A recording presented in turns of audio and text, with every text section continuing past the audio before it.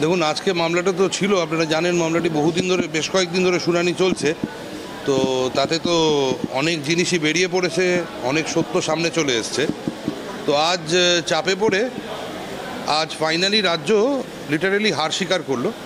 আজকে এসে রাজ্য আদালতের কাছে জানিয়েছেন যে রাজ্যের কোনো আপত্তি নেই, যে জায়গাতে অক্টোবর মাসে তৃণমূল কংগ্রেস ধর্ণা অবস্থান করেছিল 5 দিনের জন্যে, সেই জায়গাতেই যদি অবস্থান করেন আর কি, শান্তিপূর্ণ অবস্থান মাননীয় বিরোধী দলনেতা, তাহলে এই রোববার করতে পারেন, তাতে রাজ্যের কোনো অবজেকশন নেই। তো এটা রাজ্য তো বলেছে, বাট মানে ভাঙবো তবু মুচকাবো না, এই একটা তো অ্যাটিটিউড আছেই আর কি। তো খুব ভালো করেই জানে যে 30 তারিখ করে করে মাননীয় প্রধানমন্ত্রীর মন কি বাত প্রোগ্রাম থাকেন, এবং তাতে শুভেন্দুবাবু সমস্ত কটি যে মন কি বাতের প্রোগ্রাম হয় তাতে উনি পার্টিসিপেট করেন। তো ওইটি জেনেই রাজ্য সরকার আজকে এই কথা বলছে আর কি, মানে হার স্বীকার করে নিল যে ওখানেই করতে দিতে হবে, রাজভবনের সামনেই। কিন্তু ওরা ইচ্ছে করে এই রোববার বলেছে। তো আমরা আদালতকে জানিয়েছি যে এই রোববার তো সম্ভব নয়, কারণ এই রোববার আমাদের প্রি শিডিউল্ড শুভেন্দুবাবুর প্রোগ্রাম আছে মন কি বাতের। তো তাহলে আমরা সামনের রোববার করব, যদি আদালত সেরকম ডিরেকশন দেন। তো রাজ্যকে তখন আদালত বলেন, আদালতের তরফ থেকে, যে তাহলে আদালত বলেন, মাননীয় জাস্টিস অমৃতা সিনহা বলেন যে তাহলে সামনের রোববার করা হোক, এই রোববার বাদ দিয়ে। তখন রাজ্য বলছে যে না, তাহলে আমাদেরকে তো এই বিষয়ে ইনস্ট্রাকশন নিতে হবে। তো মোটামুটি আজকে এই অবধি হয়েছে। হয়ে আদালতের কাছে রাজ্য এসে সামনের মঙ্গলবার দিনকে জানাবে যে এই রোববারের পরের রোববার ওই জায়গাতে অবস্থান করার ব্যাপারে, যেখানে এই রোববার অবস্থানের ব্যাপারে রাজ্যের কোনো আপত্তি নেই বলে আজকে রাজ্য জানিয়েছেন। পরের সপ্তাহে রাজ্যের কি বক্তব্য সেটা রাজ্য জানাবে হচ্ছে এই সামনের মঙ্গলবার দিনকে। আমি আরও একটি জিনিস তুলে ধরি, যে আমরা নিজেরা কনফিউজড হয়ে যাচ্ছি, কেননা রাজ্যের তরফ থেকে বলা হয়েছিল যে 144 ধারা লঙ্ঘন করে অক্টোবর মাসে এই 5 দিনব্যাপী সভা করার জন্য যারা সভা করেছিল তাদের বিরুদ্ধে রাজ্য সরকার কোনো রকমের আইনানুগ ব্যবস্থা নেয়নি। সেটি আগের দিনকে রাজ্য সরকারের তরফ থেকে এসে জানানো হয়েছিল। আমার ক্লায়েন্ট যিনি, মানে মাননীয় বিরোধী দলনেতা, উনি আমাকে মামলাটি শুরু হওয়ার কিছুক্ষণ আগে জানান, ইনস্ট্রাকশন দেন আর কি, যে নবান্নতে আজকে মাননীয় পুলিশ মন্ত্রী নাকি এরকম বক্তব্য রেখেছেন একটু আগে, যে সময় নাকি ওই ধর্ণা অবস্থান চলেছিল ওই সময়তে নাকি কোনো রকমের 144 ধারা ওখানে ছিল না। অভিষেকের একবার রাজভবনের সামনে ধর্ণা দিয়েছিল, সেটা তখন 144 ছিল না, নর্থ গেটে যেটা করেছিল, যারা আজকে ইস্যুটা তুলে রাজনীতি করার চেষ্টা করছে। তো আমি আদালতের কাছে আজকে সেটাও পয়েন্ট আউট করি যে আমরা কার কথা বিশ্বাস করব। রাজ্যের অ্যাডভোকেট জেনারেল, যিনি কোর্টের কাছে অন রেকর্ডস কিছু দেখে ইনস্ট্রাকশনস নিয়ে যেটা সাবমিট করছেন, না মাননীয় পুলিশ মন্ত্রী, যিনি নবান্ন থেকে অফিসিয়ালি এরকম স্টেটমেন্ট অন ক্যামেরা করছেন। তো আদালত শুনে সেটা মাননীয় অ্যাডভোকেট জেনারেলকে জিজ্ঞেস করবেন ভেবেও তারপরে দেখেন যে সিচুয়েশনটা এম্বারেসিং হচ্ছেন, তখন আদালত মন্তব্য করেন হচ্ছে যে মনে হয় যে অ্যাডভোকেট জেনারেলের বক্তব্যের ওপরেই বিশ্বাস রাখা বা ভরসা রাখাটা বেটার হবে। আজকে এই অবধি হয়েছে মামলাটি, আবার সামনের মঙ্গলবার দিনকে দেখা যাক। মোট কথা, রাজ্য পিছিয়েছে, শুভেন্দু অধিকারী মহাশয়কে রাজভবনের সামনেই আলটিমেটলি ধর্ণা শান্তিপূর্ণ অবস্থান করতে দিতে রাজ্য বাধ্য হচ্ছে। তো রাজ্য যে চালাকি করেছিল, রাজ্যের তরফ থেকে চালাকি করে যে আপত্তি জানিয়েছিল বা বাতিল যেটা করেছিল আর কি, এই ধর্নার মানে অবস্থানের যে পারমিশনটা আর কি, সেটার থেকেও পিছু হটলো সম্পূর্ণভাবে আজকে রাজ্য।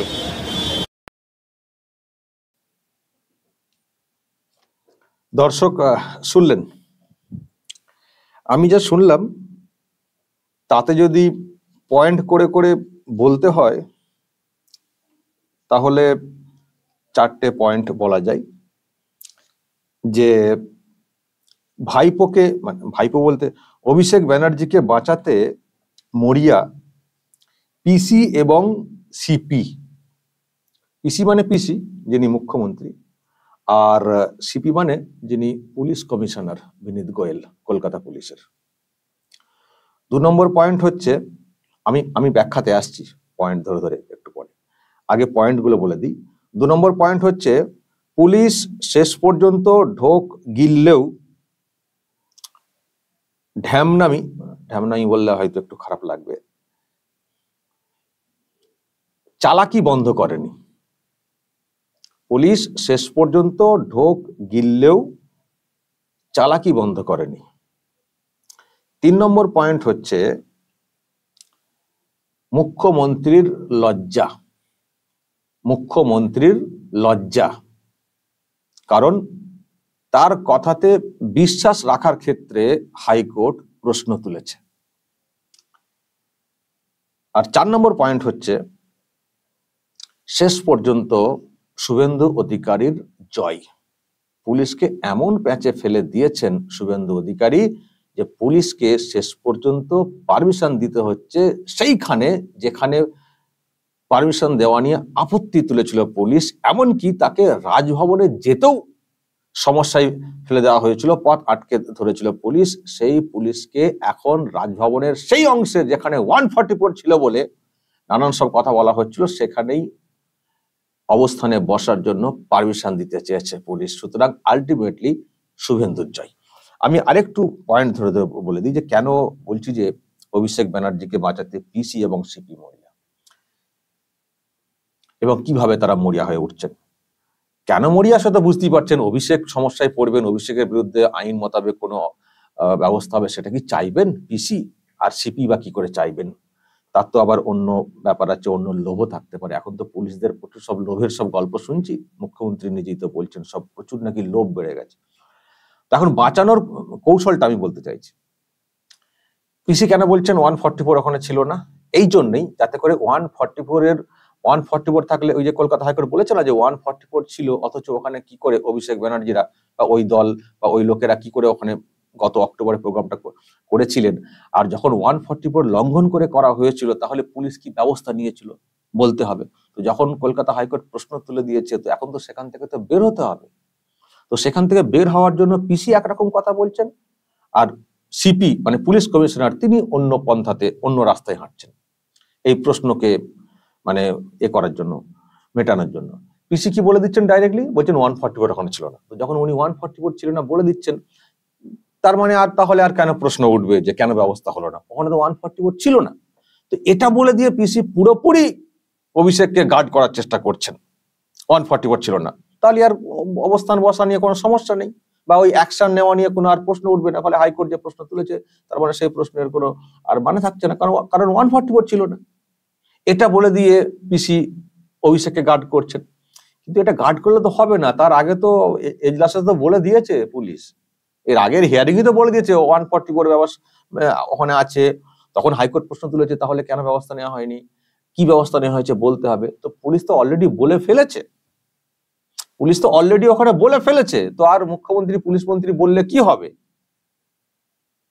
পুলিশ এখন যেটা করছে, হ্যাঁ, পুলিশ কি করে মানে কৌশল করছে অভিষেককে বাঁচানোর। কারণ এখন যদি 144 ছিল, ওরা লঙ্ঘন করেছে, 144 থাকলে এই ধরনের প্রোগ্রাম করা যায় না, তাহলে ব্যবস্থা কি নিয়েছি সেটা বলতে হবে হাইকোর্টে। হাইকোর্ট প্রশ্ন তুলেছে। সুতরাং পুলিশ যেটা করেছে, কৌশলটা করেছে, চলো শুভেন্দু অধিকারীদেরকেও অ্যালাউ করে দিই, তাহলে আর ব্যবস্থা নেওয়া নিয়ে আর কিছু হবে না।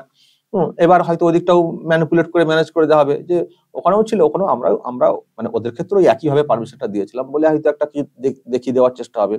কিন্তু যদি শুভেন্দু অধিকারী প্রোগ্রামটাকে আটকে দিই, তখন কি অ্যাকশন নিয়েছি, অ্যাকশন তোর পারমিশন দিয়েছি বললে তো বিষয়টা মিটে যায়। কিন্তু পারমিশন দিয়েছি বলে শুভেন্দুদেরকে কেন পারমিশন দিচ্ছে না সেটা নিয়ে প্রশ্ন উঠবে। তো যদি শুভেন্দুকে যদি পারমিশনটা দিয়ে দিই, তাহলে ওদেরকেও পারমিশন দিয়েছিলাম বলে একটা কাগজ কিছু একটা বা দেখিয়ে দেওয়া যাবে।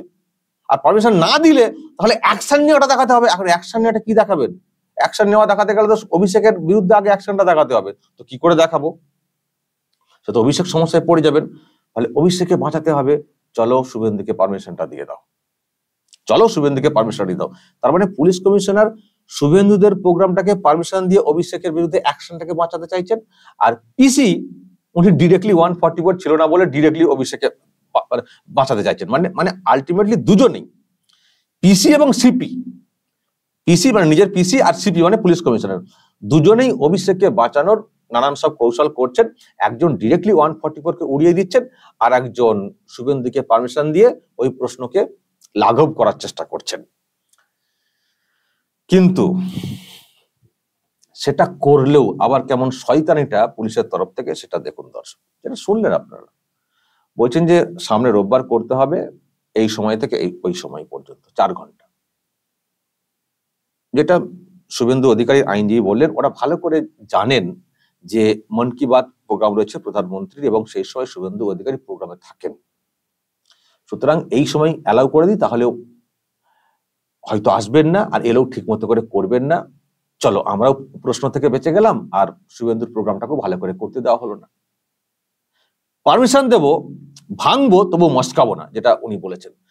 পারমিশনটা দেব, কিন্তু এমন করে দেব শুভেন্দু অধিকারী সেটাকে সফলভাবে করতে পারবেন না। আরে তা না হলে যখন বলা হচ্ছে যে এই রোববার তো হবে না, পরের রোববার করবো, তো সেখানে কেন পুলিশের তরফ থেকে আপত্তি করা হচ্ছে? যিনি ছিলেন অ্যাডভোকেট জেনারেল, তিনি কেন তাহলে বললেন যে আমাকে ইনস্ট্রাকশন নিতে হবে? যখন আপনাদের কোনো আপত্তি নেই যে হ্যাঁ করা যায়, এই রবিবারে করুন। আবার রবিবার দেখে করা হয়েছে, আগে পিছু না, রবিবার দেখে। আর উনি 5 দিন বসছিলেন ওখানে, অভিষেক ব্যানার্জি 5 দিন বসছিলেন। মানে এটা কৌশলটা কেমন শয়তান এটা পুলিশের। দেখুন, যেটা ধরেওছেন বিল্লদাল ভট্টাচার্য আইনজীবী, যে এমন সময় করা হয়েছে সব জেনে শুনে যে ওই সময় শিডিউল প্রোগ্রাম শুভেন্দু অধিকারীর, উনি আসতে পারবেন না, ওই যা হোক করে ইদিক উদিক করে কেটে যাবে, আর আমরা বেঁচে যাবো হাইকোর্টের প্রশ্ন থেকে। সুতরাং এক ঢিলে দুটো পাখি মারা হয়ে যাবে, এরকম ভাবছেন। কিন্তু এরাও এখন বেশ বিপদে ফেলে দিয়েছেন, বলছেন যে আমরা তো করবো না এই রবিবার, আমরা পরের ডেট চাইছি, পরের রবিবার। এখন অ্যাডভোকেট জেনারেল মানে আবার সমস্যায় পড়ে গেছেন, বলছেন তাহলে আমি তো বলতে পারবো না, তাহলে তোমাকে পুলিশের কাছ থেকে ইনস্ট্রাকশন আনতে হবে। কিন্তু প্রশ্ন হচ্ছে সাধারণ প্রশ্ন, যে আপনার যখন কোনো আপত্তি না থাকে, যদি পরের রোববার করে কি সমস্যা হয়ে যাবে? বা যদি ওনারা শুভেন্দু অধিকারী এটাও চেয়েছিলেন যে তাহলে আগের দিনে করে দেওয়া হোক শনিবার, এটাও চেয়েছিলেন। তো ঠিক আছে, পুলিশ যখন ছুটির দিন দেখি বলছে ঠিক আছে পরের রবিবার হোক, তো এটাও আবার ইনস্ট্রাকশন আনতে হবে, জানতে হবে পুলিশের কাছ থেকে। ঠিক আছে, জাস্টিস সিনহাও বলেছেন ঠিক আছে, তাহলে আবারও হিয়ারিং আছে, ডেট টাইম ঠিক করার জন্য আবার একটা হিয়ারিং এর ডেট দিয়ে দিয়েছে। আলটিমেট হিয়ারিং এর পর হিয়ারিং হচ্ছে, কিন্তু আটকানো যাবে না, পারমিশন দিতেই হবে পুলিশকে। কিন্তু ওই ছাবলামি, এখন পুলিশ ফাঁপড়ে পড়ে গেছে। ভাবছিল যে রোববারটা দিয়ে দিই, যা করে কেটে যাবে। কিন্তু এখন শুভেন্দু অধিকারীরা আবার তারাও বেঁকে বসেছেন, তারা অন্য দিন চেয়েছেন, এখন বেশ ফেসাদে। এখন কিরকম দেখুন, জাতাকলে পড়ে যাওয়া পুলিশের। আর তো দিতে পারবো না বলতে পারবে না, দেওয়া যাবে তো বলে দিয়েছে পুলিশ আজকে যে রবিবার করা যাবে। তার মানে পারমিশন যে দেওয়া যায় সেটা তো বলে দেওয়া হয়েছে পুলিশের তরফ থেকে। এরপর তো বন্ধও করা যাবে না যে না আর হবে না, আর তো বলা যাবে না হবে না। আগের দিন পর্যন্ত ঠিক ছিল যে 144 এরিয়া হবে না, কিন্তু সেখানে জবাব দিতে পারছিল না বলে অ্যালাউ করেছে, কারণ ওই অভিষেকদের বিরুদ্ধে কি ব্যবস্থা সেটা উত্তর দিতে হচ্ছিল। তাহলে ওই অভিষেকের বিরুদ্ধে অ্যাকশন নেওয়া যাবে না, তাকে বাঁচাতে হবে, চলো অ্যালাউ করে দিই। অ্যালাউ করতে গিয়ে এখন তো বলে ফেলেছে। এরপর তো শুভেন্দু অধিকারী আবার প্যাচে ফেলে দিয়েছেন যে না ওই দিন করবো না, আবার ডেট। ফলে এবার পুলিশকে দিতে হবে পারমিশন, দিতে হবে শেষ পর্যন্ত। তো এখন দেখা যাক পুলিশ শেষ পর্যন্ত কি করে। আবার হিয়ারিং রয়েছে, শুনলেন আপনারা, আগামী দিনে হিয়ারিং রয়েছে। আর 3 নম্বর যে পয়েন্টটা বলছি, মুখ্যমন্ত্রীর লজ্জা। আমি কেন বলছি মুখ্যমন্ত্রীর লজ্জা? কারণ আজকে যখন ওই প্রশ্নটা উঠেছিল, তখন অ্যাডভোকেট যখন এই শুভেন্দুর আইনজীবী তখন বলেছিলেন যে আমরা তাহলে কার উপরে ভরসা রাখবো। অ্যাডভোকেট জেনারেল বলছেন যে 144 ছিল, এই ছিল সেই ছিল।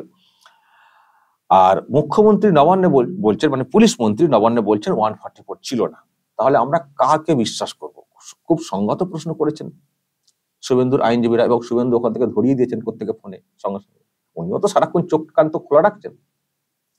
তখন জাস্টিস সিনহা বলেছেন, যখন অ্যাডভোকেট জেনারেল বলছেন, ইনি তো খুব এভাবে বললেন কথাটা, একটু মুচকি হাসি ছিল বিল্লদাল ভট্টাচার্যের মুখে, হাসি থেকে পরিষ্কার ছিল কি কতটা বলতে পারলেন আর কতটা কি বলতে চেয়েছেন বা কতটা কি হয়েছে এজলাসে।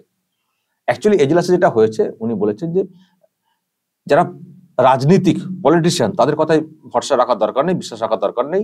অ্যাডভোকেট জেনারেল যে কথাটা বলছেন তাতে বিশ্বাস রাখুন। তার মানে ওখানে 144 ছিল অভিষেকরা যখন প্রোগ্রামটা করেছিলেন, যখন মানে ওটা অ্যাডভোকেট জেনারেল যেহেতু বলেছেন ইনাকে বিশ্বাস করুন, উনাকে বিশ্বাস করতে হবে না। ভাবুন, একটা হাইকোর্ট একটা রাজ্যের মুখ্যমন্ত্রীর প্রসঙ্গে বলছেন উনাকে বিশ্বাস করবেন না। এর থেকে লজ্জার আর কি হতে পারে? ওনার তো পদটা ছেড়ে দিয়ে পালিয়ে যাওয়া উচিত ছিল সঙ্গে সঙ্গে নবান্ন থেকে।